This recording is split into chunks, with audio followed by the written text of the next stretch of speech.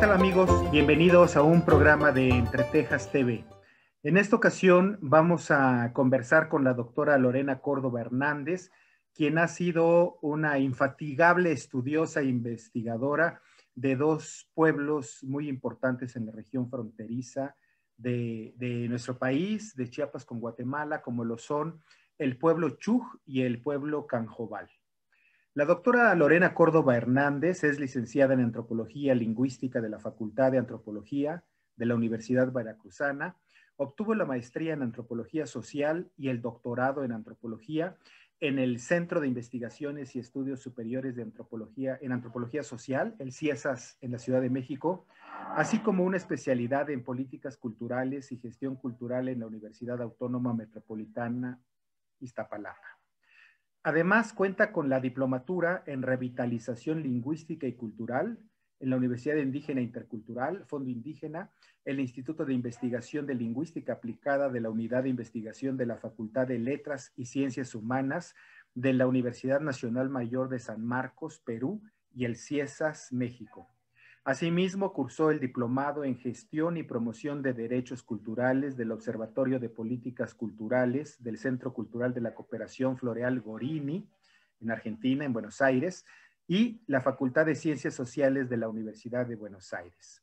Las líneas de investigación cuya especialidad tiene son el desarrollo de políticas culturales y planificación lingüística hacia lenguas de frontera y en riesgo de desaparición, revitalización lingüística desde la intervención comunitaria, análisis del discurso en el contexto de la interculturalización del Estado, así como la producción y consumo de bienes culturales para el fortalecimiento de los derechos lingüísticos y culturales de los pueblos indígenas.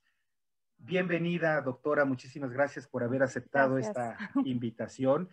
Y por lo que vemos de su semblanza curricular, pues es especialista en este tema tan necesario de pueblos y de lenguas con asuntos de problemas de disminución, ¿verdad?, de su uso en su población, sino de desaparición, como lamentablemente ha ocurrido en otros casos. Pero bueno, cuéntenos cómo llegó a Chiapas y a esta región de trabajo de la frontera de Chiapas con Guatemala con estos dos pueblos indígenas. Bueno, yo llegué hace bastantes años, en el 2008, justo en una Semana Santa, en unas vacaciones de Semana Santa. Yo llegué a Chiapas en realidad porque dentro del CIESAS, la doctora Aida Hernández, que trabajó mucho tiempo en la zona fronteriza, cuando llegó toda esta caravana de gente en busca de refugio de Guatemala hacia México.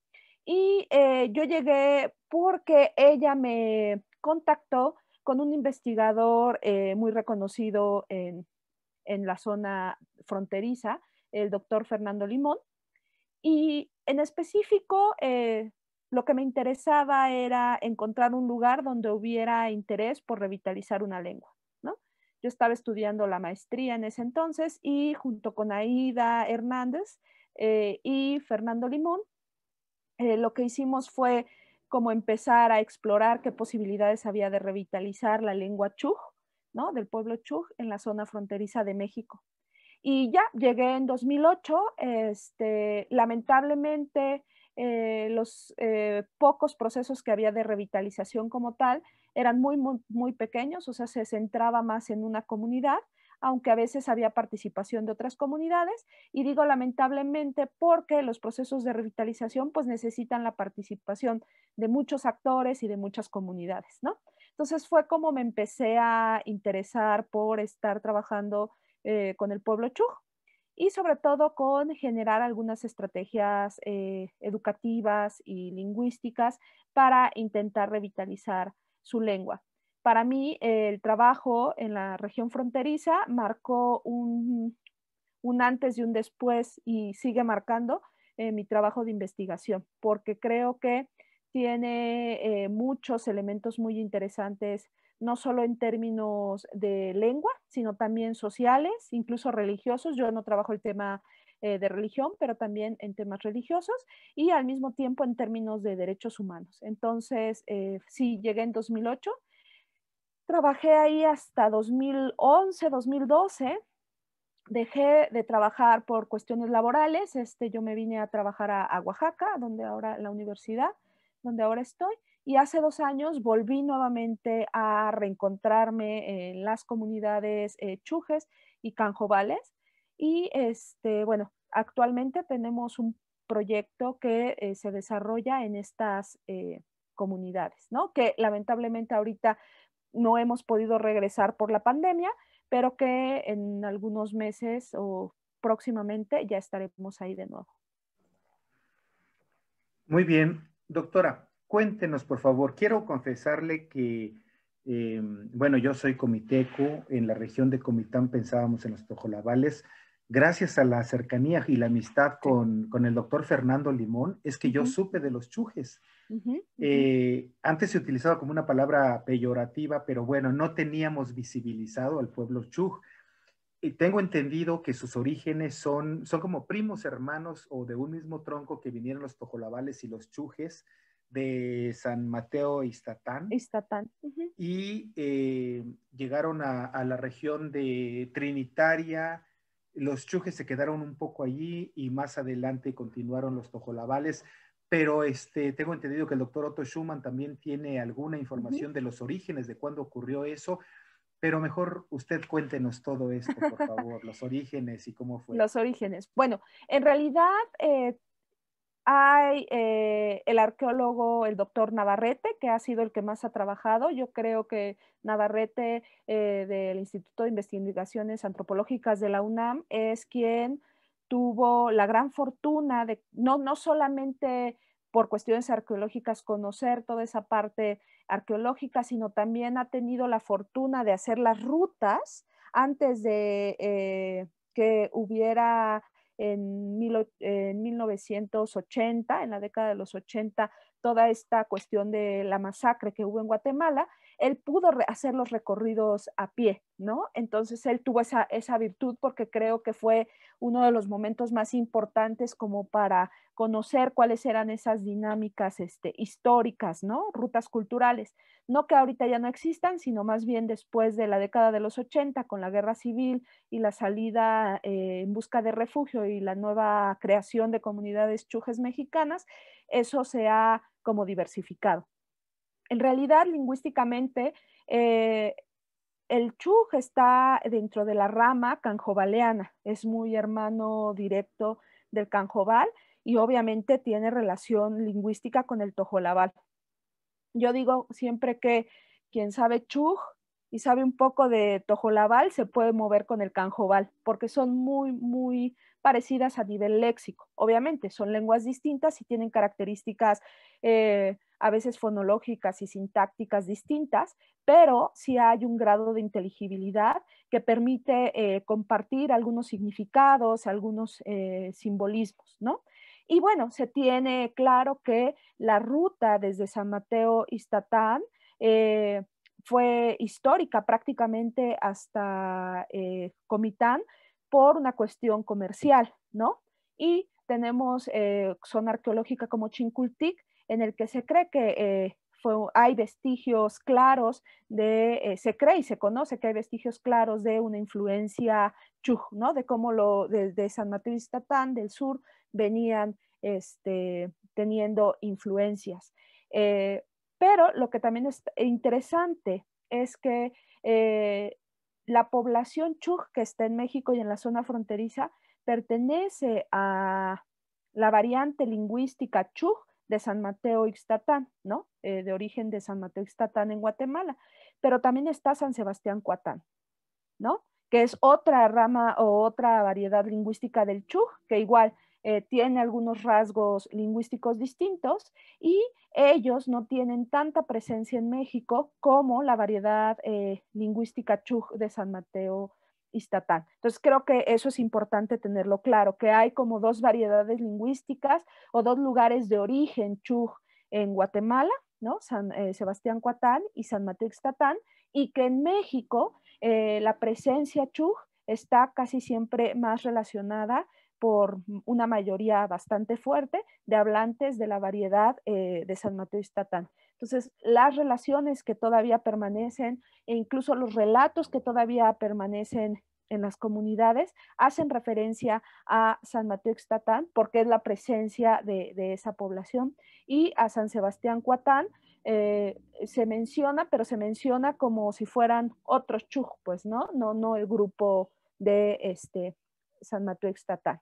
Y bueno, eso es importante también porque dentro de los relatos de algunas comunidades también hay relatos sobre incluso las diferencias en carácter, ¿no? Entre los chuj de San Mateo Ixtatán y San Sebastián Cuatán. Y en las comunidades luego dicen, bueno, es que nosotros somos muy buenas personas, ¿no? Porque nuestro santo era muy noble, no era muy vivo como o vivo, ¿no? De que fuera más De viveza, rápido, de más rápido. ajá, nuestro santo no es tan vivo como lo es el de San Sebastián Cuatán. Nosotros somos muy buenas personas porque nuestro santo, San Mateo Ixtatán, es así. Entonces ahí empezamos a ver que, aunque, por ejemplo, mi investigación no es arqueológica, no es histórica, sí hay vestigios todavía que te hacen referencia a cómo estas dos ramas lingüísticas, ¿no? Aunque son una misma lengua, se identifica de diferente manera por parte de los hablantes, y que en México la gran influencia es la de San Mateo Ixtatán. De hecho, Cristina Buenrostro, que es la lingüista e investigadora como más especializada en términos lingüísticos en la lengua chuj, es quien más ha descrito justo la variedad de San Mateo Ixtatán. Doctora, hágame el favor de aclarar este tema, si es cierto de esta manera. En San Mateo Ixtatán estaban unas minas de sal, y justamente eso era lo importante en la época prehispánica para la comercialización en toda la región. Pensemos que en esa época llegaba a Chincultic sal de San Mateo Ixtatán, pero tenemos datada la fecha aproximada en que hubo esta gran migración, porque tengo entendido, si había relación comercial, pues bueno, ya sabíamos de la existencia y con otros criterios, ¿no? De una región cultural amplia, importante, diferente a lo que son ahora las fronteras territoriales, ¿no? Pero tenemos idea de alguna datación de cuando los tojolabales y el pueblo chuj migraron hacia la región de Trinitaria, de los lagos de Montebello, de Comitán, de Altamirano, de Margaritas. Sí, de hecho hay un libro muy bonito que no sé si se consiga en Chiapas, de Ruth Piedrasanta. Ruth Piedrasanta lo que hace es toda una investigación sobre las rutas, tanto prehispánicas como coloniales del pueblo, ¿no? Entonces, hay no diferentes rutas en términos de caminos, sino diferente tipo de objetivos al seguir estas rutas, ¿no? En la época prehispánica, obviamente, esto tenía que ver con cierto tipo de intercambio, por ejemplo, la sal, etcétera, pero en la época colonial, con la redistribución de los pueblos a partir de cómo se organizaron en la época de la colonia, también estas rutas, aunque no se modificaron, ¿no? Por ejemplo, el doctor Jorge Valtierra hace un trabajo interesante de cómo los tojolabales van cada determinado tiempo a San Mateo Ixtatán. O sea, esas rutas son prehispánicas. Sin embargo, los objetivos eran distintos. Entonces, en este libro de Ruth Piedrasanta, que es una gran investigadora guatemalteca sobre el pueblo chuj, lo que vamos a encontrar es que las rutas tienen distintos objetivos de acuerdo a el momento histórico que estuvieran pasando. Sin embargo, la sal es el elemento como que se mantuvo durante tanto tiempo, porque hay que recordar que la importancia de la sal mineral no solamente es en términos de consumo, sino también en ritual, ¿no? Y que por la ubicación de San Mateo y todo eso que está lejano con las costas, pues la sal era importante en términos de consumo, pero también en términos rituales, ¿no? La sal negra que le llaman ellos. Oiga, doctora, nunca había escuchado de San Mateo Ixtatán un poco, había leído por allí cosas y todo, pero el caso de San Sebastián Coatán no. ¿Dónde está localizado? ¿Está en el departamento de Sí, Huehuetenango, sí, más sí, más hacia hacia la el costa centro, más hacia el del sur, ¿no? Ujú, Pacífico? más hacia Sí, el sur, es cercano, pero no está tan alto. La parte de San Mateo y ya. Tatán y lo bonito es pues que está muy alto, ¿no? Entonces sí, San Sebastián Coatán está un poco más abajo, ¿no?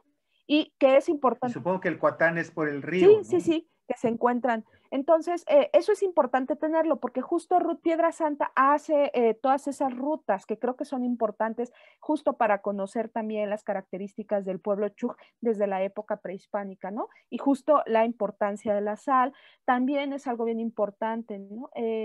Quienes entran a las minas de sal, pero sobre todo, y que eso yo lo trabajé junto con Diego Pérez Hernández, que es un traductor que ha trabajado con muchos de nosotros, cuestiones de traducción y todo eso. La historia de la sal y el mito de origen de la sal, ¿no? Su historia mítica sobre cómo surgen estas minas de sal. Y creo que justo por eso no solamente tiene un sentido económico la sal, sino tiene todo un sentido ritual, que es algo que no solo se representa en términos de la historia, sino en el vestido chuj con la estrella, ¿no? Que viene en el huipil, en el centro de las mujeres chuj, y que se va como simulando el brillo de la estrella justo con la reproducción de la estrella a escala. Bueno, ya nos dio un contorno histórico, geográfico, doctora. Ahora le pediría dos cositas. Una, cómo se llama a sí mismo el pueblo Chuj? Y dos, bueno, ¿en qué consistió su investigación y los resultados, si fuera tan Ah, ok, amable? sí. Bueno, los Chuk se llaman a sí mismo Quechonab, que es como gente como la gente que habla la lengua, la gente, eh, más bien que como nosotros, no en el sentido de los hombres verdaderos, porque no es en este sentido, sino más bien como el De los pueblo, ajá, sino tojolabales. como el pueblo o nosotros la gente, ¿no? Y es, Oigan, ujú, perdónenme que la interrumpa. Tengo entendido que en el caso de los tojolabales llamaban a Comitán no Baluncanán, sino Chonab, lugar de ujú, ujú. mercado. ¿Tiene que ver esto Sí, sí, también como de donde del el pueblo lugar Chuj, de el el Quechonab? Quechonab, como el lugar donde se reúne el pueblo como el pueblo, ¿no? Los Quechonab. Y de hecho, Ya. cuando yo lo he preguntado, como, ¿qué significa? Pues el pueblo, la gente, ¿no? Este sentido. Como, como Ujú, la, como la kibis en el caso de los latinos, de los romanos, ¿no? La ajá. kivitas, esta idea de Sí, conformar una sí, sí, sí, sociedad, un grupo como el humano. grupo, ¿no? Los Quechonab.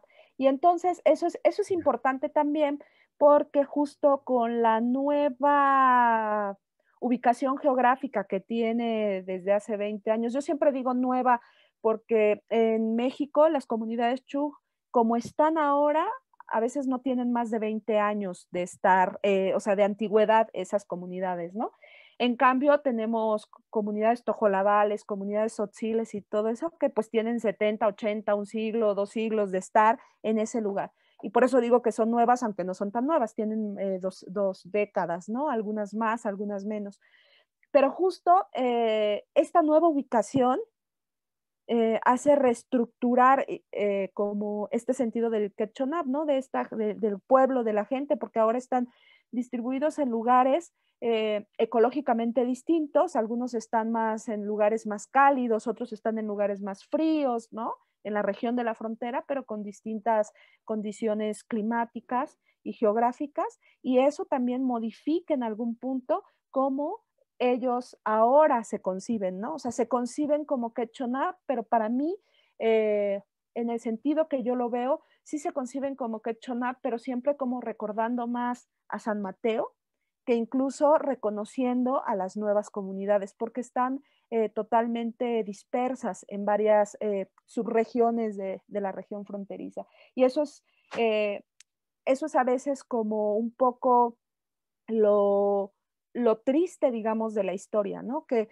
justo estas reestructuraciones de migración forzada por la que ellos llegan a México y la reubicación de sus comunidades, pues hace una ruptura en ese sentido del somos un pueblo, somos uno, ¿no? Porque ya no hay esa relación tan directa.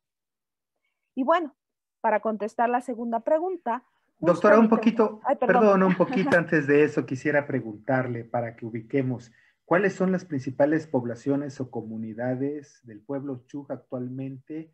Perdón que me ponga en este plan y ponga de por medio la frontera con Guatemala, ¿verdad? Pero del lado de México. Bueno,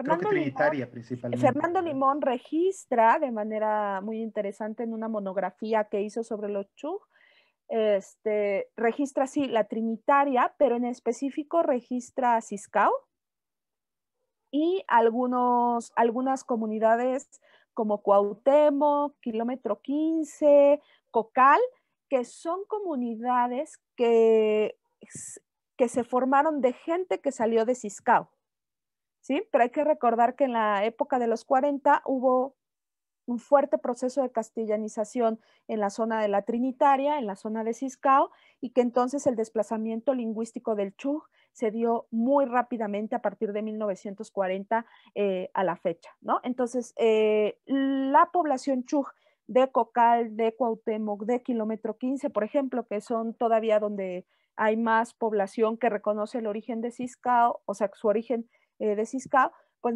yo al menos lo llamo, y en mi investigación lo llamo chujes mexicanos, ¿no? O chujes mexicanos de primera generación.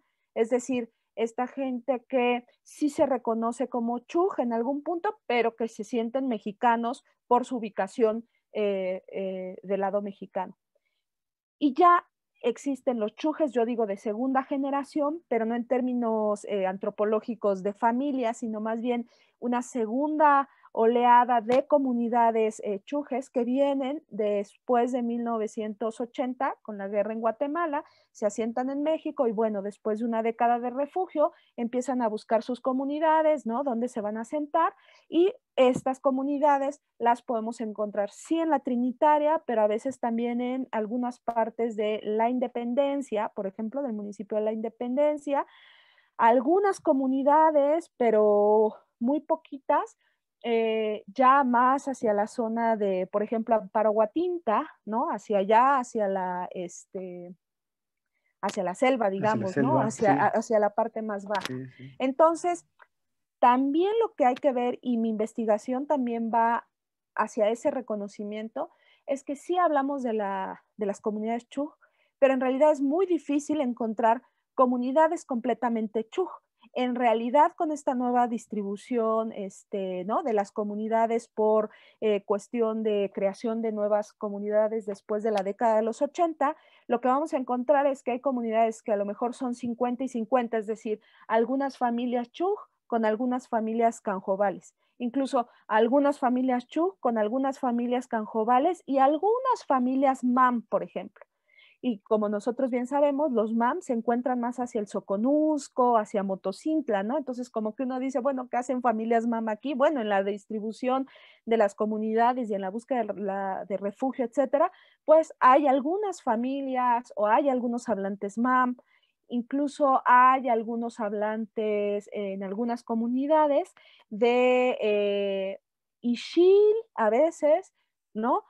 Algún que otro hablante cachiquel. Entonces, mi investigación, si bien se centró inicialmente en la lengua Chuj, ha ido desdoblándose al reconocimiento de otras lenguas, porque justo lo que estamos viendo es que no hay comunidades Chuj 100%.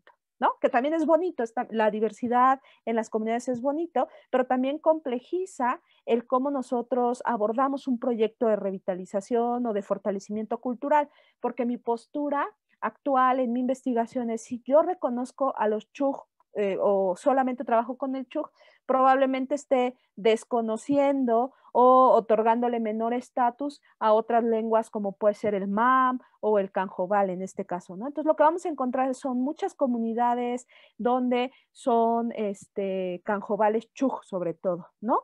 Otra investigadora, Verónica Ruiz, ha trabajado muchísimo también en lugares donde se encuentra comunidad jacalteca, ¿no? Donde se encuentran eh, rodeados de comunidades chujes y canjobales, ¿no? Pero o acatecos, por ejemplo, ¿no? Que se encuentran en otras zonas. Entonces, mi investigación va sobre eso, sí sobre el fortalecimiento cultural y lingüístico, sobre todo me interesa la lengua, pero no la lengua en sistema de sonidos, sino en todo lo que implica, ¿no? Como esto de las historias, de cómo se reconocen, ¿no?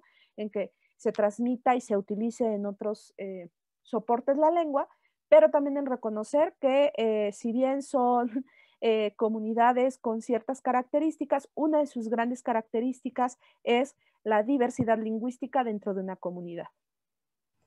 Doctora, no puedo desaprovechar esta oportunidad, usted que es especialista en lenguas y lingüista. El INALI, el Instituto Nacional de Lenguas Indígenas, registra como una lengua desaparecida el aguacateco. ¿Cuál es la región del aguacateco? ¿Usted lo tiene detectado? Obviamente no le pregunto si encontró algún hablante aguacateco, pues probablemente no. Pues No, no. mentiría si digo exactamente dónde está el aguacateco, O no, estuvo. o estuvo, ¿no? Claro. Es como aquí en Oaxaca, a veces un poco en broma, algunos amigos dicen, vamos a buscar pochutecos. El pochuteco a lo mejor se habló en algún momento en Pochutla, ¿no? En el caso del aguacateco en específico, no sé dónde, pero lo que sí hemos visto son otras lenguas como el mocho, que se habla más hacia Motocintla, que también está prácticamente en los últimos estadios de vitalidad, ¿no? El INALI lo ha puesto así. Entonces, hacia ese lado también hay. Sí. El aguacateco en específico, no tengo las comunidades donde se habla, pero sí, también lo marca como lengua totalmente extinta, ¿no? Que ojo con las lenguas totalmente extintas, y aquí me gustaría regresar a los chuj. Hasta la década de los 80, 90, cuando todavía la oleada de chuj de segunda generación, ¿no? De estas comunidades de segunda generación mexicanas, porque al final han sido reconocidas como mexicanas, eh, el chuj estaba considerado extinto. O sea, el chuj, si uno observa los censos poblacionales de los 80 y de los 90, el chuj no aparece. Aparece a veces el mam, aparece incluso a veces el canjobal, pero el chuj era considerado extinto. Y era considerado extinto no porque no hubiera hablantes, sino porque no se consideraba ya una lengua mexicana. Entonces también ahí hay que poner ojo, ¿no? Sí había hablantes, ¿no? En Ciscao, en otros lugares, pero no se consideraba mexicano porque la política lingüística era no considerarlo mexicano, ¿no? Entonces eso también, lo de la Claro. extinción también es importante. Que sí, claro, que puede ser lo mismo del caso del aguacateco, que no está considerado por el INALI porque no está en territorio mexicano, pero puede haber hablantes y estar lleno de vida en el lado de Guatemala, ¿no? Del lado de Guatemala, que eso es también lo Claro, interesante de claro, trabajar en esa zona. Uh-huh, claro. uh-huh. Sí, aquí en el programa hemos hecho mucho énfasis en sugerirle a nuestra audiencia que tengan muy claro que el límite geográfico, la línea fronteriza, bueno, es algo que se dio en algún momento, pero que los pueblos originarios estaban en comunión, en interrelación desde muchos siglos atrás, y estos eran los territorios suyos, ¿no? Eso no hay que perderlo de vista en el Sí. aspecto de la identidad. Doctora, yo quisiera creo que queda bastante claro este tema de la importancia del estudio y del trabajo antropológico y lingüístico de los pueblos originarios, pero creo que por allí tiene que ver la explicación que nos va a dar, que ya casi está completa, de su labor específicamente en estas comunidades y en el pueblo Chu y Canjobal, ¿no? Para que nuestra audiencia sepa lo importante que es estudiar esto, ¿para qué? ¿De qué nos sirve? Porque en esos Bueno, términos, en estos tiempos de mercantilismo y neoliberalismo, si no da resultados económicos, pues no tiene sentido, supuestamente, ¿no? Equivocadamente. bueno, yo creo que hay dos cosas que diferenciar. Bueno, mi trabajo, por ejemplo, yo creo que es importante y en las comunidades creo que lo hemos empezado a trabajar así. Yo creo que el fortalecimiento lingüístico sí tiene que ver con la lengua, pero es una postura política. Es una postura política de las propias comunidades. Yo siempre digo, si por ejemplo tenemos problemas, que no es el caso de las comunidades chujes, pero lo podemos ver en otras comunidades, o por ejemplo aquí en Oaxaca, en algunas comunidades donde tienen que hacer frente a las mineras, por ejemplo, ¿no? A ponerse de acuerdo si van a aceptar que se ponga una mina o no. Yo lo que digo es que si una comunidad no se puede poner de acuerdo para hablar su propia lengua y seguirla transmitiendo y utilizando, menos se va a poner de acuerdo para hacer frente a una minera o a alguna transnacional que quiera venir a explotar algún tipo de recurso, ¿no? Así, así de fácil. Y en defensa de su territorio y de su entorno. Sí, sí, sí, sí, sí, porque hablar una lengua, no, vuelvo a repetir, no es una cuestión de sonidos, ¿no? No es rescatar las 28 vocales, ¿no? Si, por ejemplo, hablar el español en México como mexicanos no es rescatar los 28 sonidos o las 5 vocales que pueda tener el español, ¿no? O sea, no, al menos mi postura no es esa, mi postura es una forma de organizarnos para reconocernos como parte del grupo. Si no podemos, si ya no queremos transmitir ni utilizar la lengua, quiere decir que ya no nos queremos sentir parte de este grupo. Y eso es lo que yo trabajo con el Chug y en este caso con el Canjobal, ¿no? Hacer cosas para reconocernos. Lo último que hicimos, que estamos muy contentos, ya lo habíamos hecho aquí en Oaxaca como equipo interinstitucional, pero que lo llevamos a trabajar allá porque nos parecía una buena opción, es el paisaje lingüístico. El paisaje lingüístico se ha reducido lamentablemente solo a ser señalética, ¿no? Señalética en lenguas indígenas, ¿no? Aquí dice baño y baño se dice así, ¿no? Iglesia se dice así. Y lo que nosotros hicimos es hacer el paisaje lingüístico, pero ahora en calendarios, que es una idea que hemos hecho aquí con algunos promotores culturales, ¿no? Y que es una idea sobre todo de un promotor muy reconocido, Marco Sandoval, y que es, necesitamos hacer que la lengua entre a espacios, al espacio doméstico del día a día. Y un calendario, dice Marcos, te lo regalan cada año, cualquiera te regala un calendario cada año, ¿no? Ya sea la señora de la carnicería, el que vende pollo, ¿no? Cualquiera te regala un calendario y cualquiera utiliza un calendario. Es decir, a mí me regalan un calendario y lo primero que voy a hacer es ir a colgarlo o a la cocina o a un lugar visible. Entonces, dice Marcos Sandoval, tenemos que hacer que las lenguas empiecen a ser visibles en el mismo espacio doméstico, porque mucha de la preocupación siempre es hay que hacerlo visible en las instituciones. Pero, por ejemplo, ahorita que, no es, que estamos en pandemia, pues nadie ha ido a su oficina o nadie ha ido a la escuela o nadie, entonces eso se va a quedar ahí encerrado. Lo necesitamos traer al espacio más doméstico que se pueda.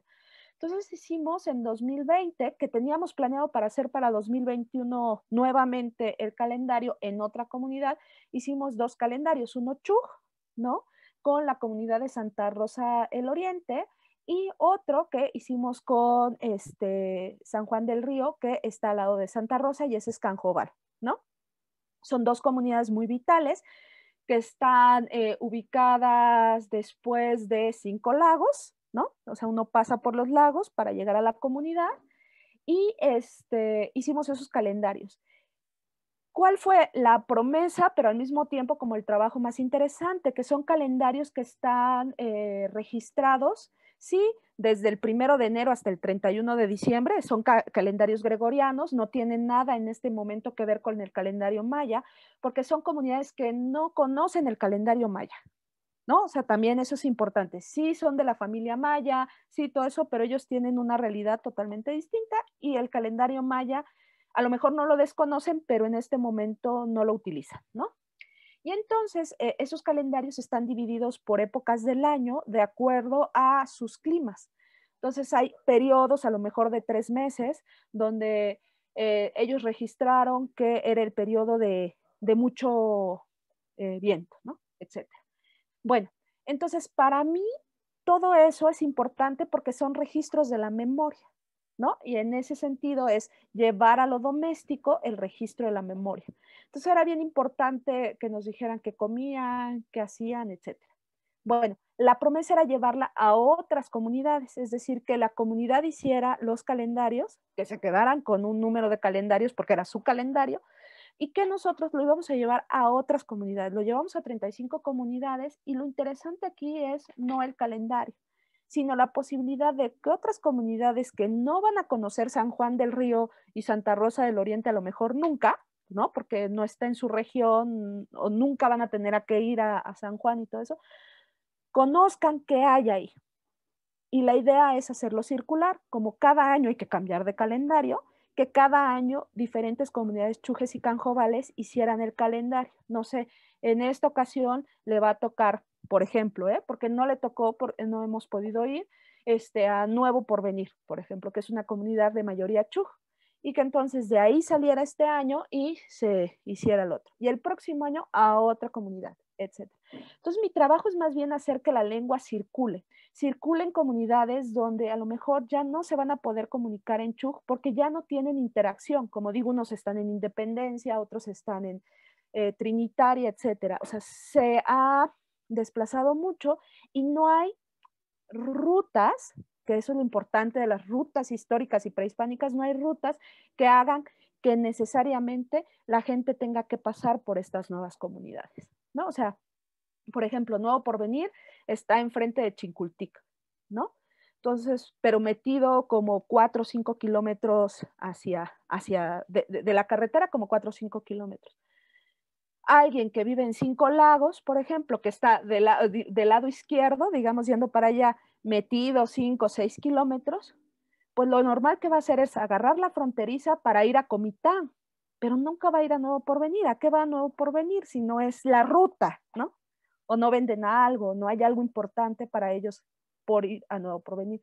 Entonces la idea es poner a circular la lengua en espacios domésticos para que vuelvan a hablar de manera indirecta o a intercambiar cosas simbólicas que les permita saber que al menos hay algo ahí, como es ahí, ¿no? Y que también su lengua se habla ahí. Entonces esa es la idea y mi trabajo, ¿no? Poner a circular la lengua. Qué interesante, doctora. Y me quedé pensando en dos cosas que no nos permiten considerar nuestra visión occidental, es decir, esto de los calendarios.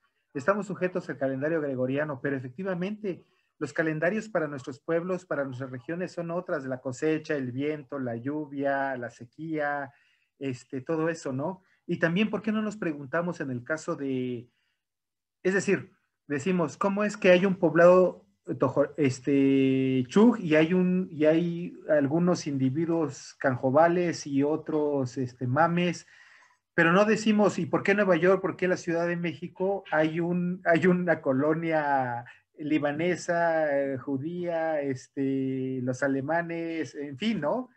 Y no entendemos esto que, bueno, que la civilización, la humanidad tiene que ver también con esos intercambios, las migraciones y todo eso. Doctora, voy a tener oportunidad, ya hablé con el doctor Fernando Limón, vamos a tener una conversación más adelante.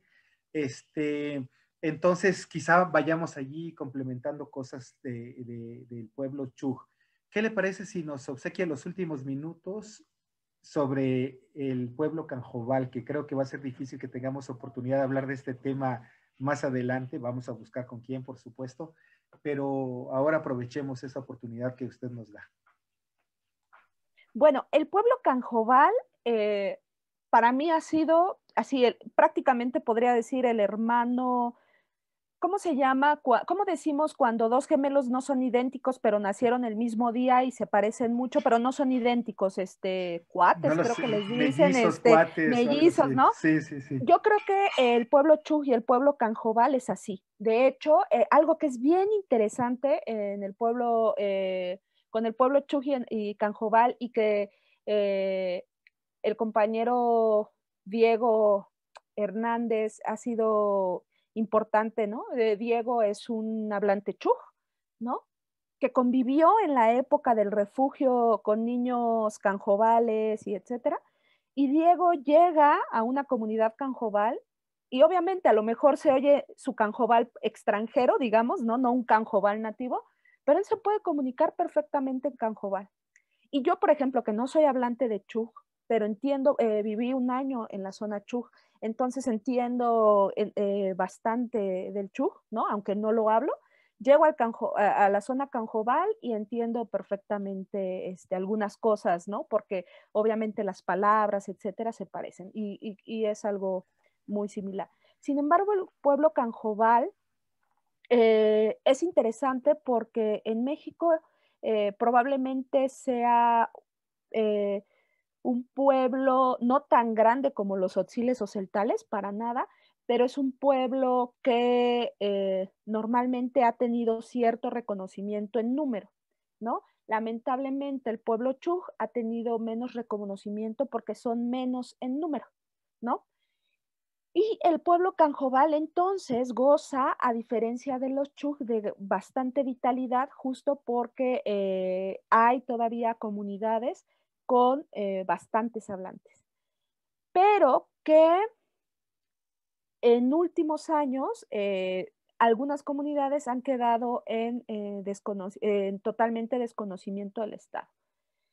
Ventaja y desventaja. Por ejemplo, San Juan del Río, que es donde hemos estado trabajando, y no sé en ese sentido si alguien lo ubique, pero San Juan del Río está metido, ¿no? Totalmente metido en una zona muy bonita, pero que para llegar no es que esté lejos, está difícil porque uno sube una montaña y baja una montaña. Entonces yo con mi peso y mi poco entrenamiento en la montaña, pues tardo en subir y en bajar, ¿no? Lo que ellos hacen muy rápido. Pero esa pequeña montaña que separa a San Juan del Río de Santa Rosa del Oriente hace de San Juan del Río un oasis, ¿no? Porque entonces no pueden entrar autos, todo lo que entra y sale entra pues con la A la fuerza espalda o humana, ¿no? A la a espalda lomo de, ajá. de mula. Ujú. Y entonces, ¿Dónde eh, están? Perdón. Ubíquenos más o menos dónde después están. de 5 lagos, Sí, uno tiene que entrar, ¿no? sí. Y se sigue, o sea, cruza los 5 lagos y se sigue. Y entonces, por eso decía, no está lejos, porque es como muy cerca llegar, uno puede llegar caminando, ¿no? A lo mejor son 3, 4 kilómetros, un poco de terracería y uno llega, pero esa pequeña montañita, ¿no? Que hace difícil acceder a quienes no estamos acostumbrados, los mantiene un poco aislados. Y entonces eso ha sido una gran ventaja si lo vemos en términos de vitalidad y de unión, porque en realidad salen y entran para lo necesario y entonces pues ellos han logrado que las pocas familias sean bastante unidas para hacer algunas gestiones. Y su preocupación ahora es, pues queremos que también la gente sepa que estamos aquí, ¿no? Pero yo a veces digo, pero ¿para qué quieren, no? Mi sentido un poquito todavía a lo mejor del indigenismo mexicano, de por favor no cambien, sigan así. Yo digo, pero ¿para qué quieren que sepan que están aquí? Pero tiene sentido porque el saber que están ahí también los hace reconocimiento para ciertas cosas de servicios públicos, ¿no? Educación, salud, ¿no? Ellos no tienen escuela, van a la escuela Chuj, ¿no? O sea, la escuela de la comunidad Chuj de al lado, porque ellos no tienen escuela. Y entonces, lo que uno ve es que al final no es que el pueblo canjobal pues mantenga más sus tradiciones, tiene que ver con la situación geográfica, ¿no? Y ambiental en la que está. Además, San Juan del Río en específico, y por eso me gusta mucho hablar de esa comunidad, no es que no haya otras comunidades canjobales, pero esta está metida en una especie de como poza, digamos, ¿no? Alrededor solamente hay cerros y hace el ambiente que puedan tener diferentes variedades de vegetales y frutas, que no lo tienen justo los de al lado, porque ellos no están en esta pequeña poza que ellos tienen, ¿no? Entonces ellos son muy autosuficientes, pero eso no pasa en otros lados, ¿no? Y entonces los trabajos que hay sobre el pueblo Canjobal sobre todo los canjobales, porque como digo, hay mucha investigación, por ejemplo, de gente acateca o al menos de estos canjobales con los que hemos trabajado, es muy poca porque justo muchas veces nadie sabe dónde están y ellos quieren justo que la gente sepa. Cuando hicieron ellos el calendario decían, pues nosotros queremos, ¿no? Que sepan dónde estamos, que estamos aquí y cómo vivimos. Y yo no, porque al rato van a venir turistas y van a querer estar aquí y a veces lo echan a perder todo. Entonces, bueno, Yo ya lo pensé que de los ya pocos quieren ir. de los pocos edenes que puedan quedar en nuestro país o en el mundo, que sería la delicia de un Levi Strauss o de los Sí, antropólogos claro, más claro, claro, claro, ¿no? aventureros que pueda haber. Sí, qué maravilla. Y quiero decirle que yo he estado a 2 pasos, digo, toda esa Sí, región de sí, sí, Cinco sí, sí. Lagos la conozco, Sí, no he Santa avanzado Ana, más. ¿no? Es Exacto, Santa hasta Ana. Santa Ana, Ah, exacto. bueno, uno va a Santa Ana y entonces, pues, para ir a... Lo que pasa es que uno primero va a llegar a Santa Rosa del Oriente, ¿no? O sea, si uno va para Santa Ana y se va, lo primero que va a pasar es que uno llega a Santa Rosa del Oriente. Y entonces San Juan del Río queda detrás del cerrito. Por eso, pues, nadie es, ni siquiera uno imagina que puede haber gente viviendo atrás del cerrito, ¿no? Claro. Pero para llegar, uno llega, hay un río, ¿no? Chiquito, ¿no? Que Oiga, ellos lo conservan doctora, muy bien. yo nunca lo he hecho en el programa, jamás he censurado nada, ni le he hecho corte, pero me va a perdonar, pero esta parte sí, porque no quiero despertar el interés ni del turismo, ni de la gente que vaya a No, sí, sí. contaminar este No, no, pero es espacio. un lugar Es chiquitito broma, que en sí, realidad claro. es muy difícil, es como muy difícil llegar porque yo lo sufro mucho, ¿no? Cuando voy me cuesta mucho trabajo llegar, y ellos se dan cuenta y les da muchísima risa, ¿no? Me cuesta mucho trabajo llegar porque tiene que ser físico el asunto, no hay auto, no hay nada, ¿no? Y a veces, si ha llovido, como es una zona de los lagos que llueve constantemente, pues es muy difícil llegar porque es con lodo, ¿no? Entonces, quien no sabe caminar sufre mucho para llegar, tanto para subir como para bajar. Pero bueno, esos son los canjobales que están aquí en México, ¿no? A mí me parece que son muy similares en muchas cosas. Bueno, tienen otros santos, ¿no? Tienen otras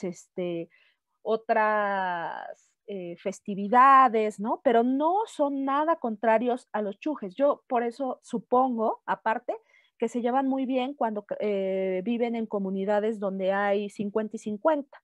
Y lo que nos pasó con los calendarios me pareció muy interesante, pero muy acertado también, porque cuando los íbamos a dejar, nos decían, no, nos tienen que dejar tanto para tales números de familia como para tales números de familia. Y yo dije, ese es el punto donde creo que muchos antropólogos y lingüistas debemos de trabajar. Por eso decía esto de, yo no podía nada más hacer cosas chuj, tenía que generar con el equipo de trabajo con el que colaboro cosas canjobales, ¿no?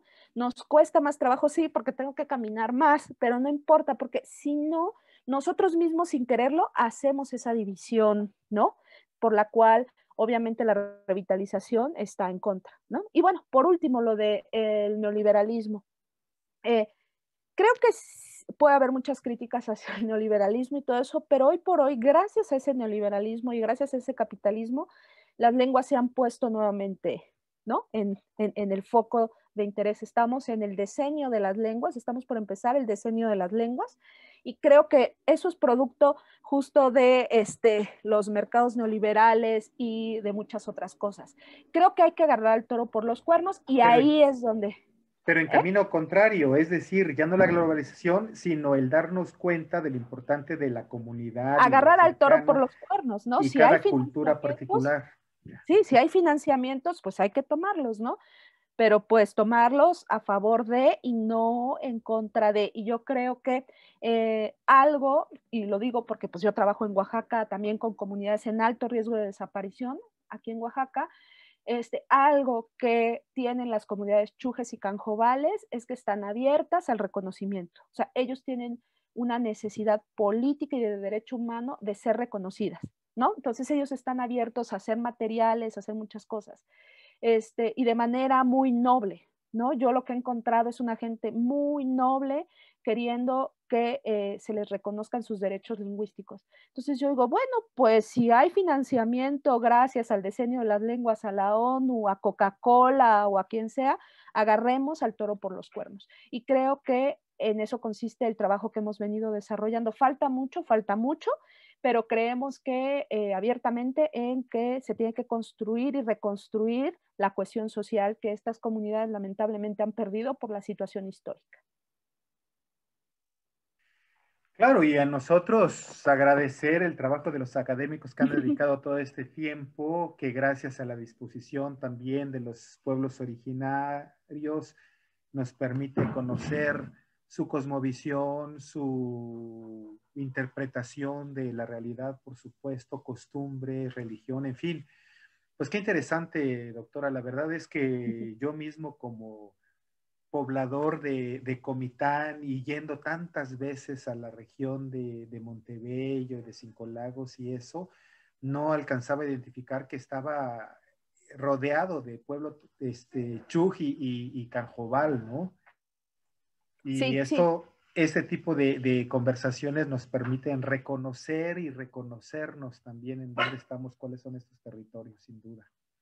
Pues qué amable, Sí, doctora. No sé seguro. si quiera comentar algo. Ya ve que el tiempo siempre Sí, nos pues muchas tiene. gracias por la invitación. Como vuelvo a repetir, yo no soy especialista en temas arqueológicos e históricos de estas comunidades, más bien soy especialista, si es que me permito y se me permite llamarme especialista, más en ver cómo toda esa historia, esa arqueología, esos saberes puede ser utilizado para construir un futuro. Y la invitación es a reconocer que estos pueblos están en territorio mexicano, que son mexicanos, ¿no? Por naturalización o por nacimiento, y que tienen mucho que aportar a la región y que además también tienen mucha relación histórica con muchos pueblos indígenas de Chiapas, ¿no? Tojolabales, ¿no? Etcétera. Y que sobre todo a mí lo que me ha servido y por lo que quiero y tengo mucho aprecio a toda esa región, me ha ayudado a ver los claroscuros, ¿no? Tanto de las políticas culturales como de las políticas lingüísticas e incluso de las políticas económicas, ¿no? A relativizar, como decíamos ahorita, pues hay que agarrar, si hay financiamiento, pues agarrar el toro por los cuernos y vámonos, ¿no? Entonces, eso a mí me lo ha dado la frontera sur, me lo ha dado el pueblo Chuj, me lo ha dado el pueblo Canjobal, y espero que a los habitantes de Comitán también les ayude a observar esta diversidad tan rica y tan vasta que tiene la región fronteriza. Doctora, déjeme hacer la última pregunta, un poquito complicada. No hay esta posibilidad, el CIESAS por supuesto sí, pero no hay esta posibilidad de nuestras universidades, la UNACH, la UNICACH, de impulsar estos trabajos de investigación y estos departamentos que nos permitan que haya alguien como usted o más gente trabajando estos temas en vez de que usted tenga que estar en Oaxaca y En venir a Oaxaca. hacer la investigación y todo, ¿no? Digo, Bueno, no hay quiero muchos. ser localista, sino darle la Sí, responsabilidad a sí, la sí, sí, academia que sí. le corresponde, ¿no? Bueno, creo que El también tiene que Estado. ver, vuelvo a repetir, con los intereses académicos que cada académico tiene y que es muy válido. Yo he observado que obviamente en Chiapas y en todas las universidades y los institutos hay gente interesada en la región, pero que muchas veces el tema de cómo lo lingüístico lo hacemos social para la cohesión social cuesta mucho trabajo, es mucho trabajo de observación y es mucho trabajo de largo tiempo, ¿no? O sea, yo he vivido ahí, he estado ahí y me ha costado mucho trabajo como entenderlo, incluso me ha costado mucho trabajo establecer redes de trabajo, ¿no? Muchas veces, no porque sea más sencillo, pero la investigación más básica, como le llamamos, esta investigación donde nada más se describe, pues a veces es más controlable. Lo que nosotros hacemos es investigación aplicada y eso lleva más tiempo, eso lleva muchas desilusiones, así como también muchas esperanzas y muchas cosas positivas. Y creo que también eso tiene que ver con las preferencias emocionales de los investigadores, ¿no? Entonces, yo, por lo que también he estado pugnando y queriendo trabajar es tejer redes institucionales, ¿no? Yo a lo mejor no trabajo como temas relacionados con los que trabaja el doctor Fernando Limón, por poner un nombre, o Cristina Buenrostro en términos lingüísticos, trabajo otras cuestiones, pero me nutro de los trabajos que ellos hacen. Entonces creo que más bien el diálogo, más que más investigadores, creo que los que estamos necesitamos dialogar más sobre lo que estamos haciendo. Pues excelente. De nuevo, muchísimas gracias, doctora. Qué Gracias. amable. Bueno, ya creamos estas redes de interés. Seguramente habrá oportunidad de invitarla nuevamente al programa. Claro, claro. Muchísimas gracias. Muchas gracias. Y gracias a ustedes que nos acompañaron en Entre Tejas TV. Nos vemos a la siguiente ocasión. Cuídense mucho, que estén bien.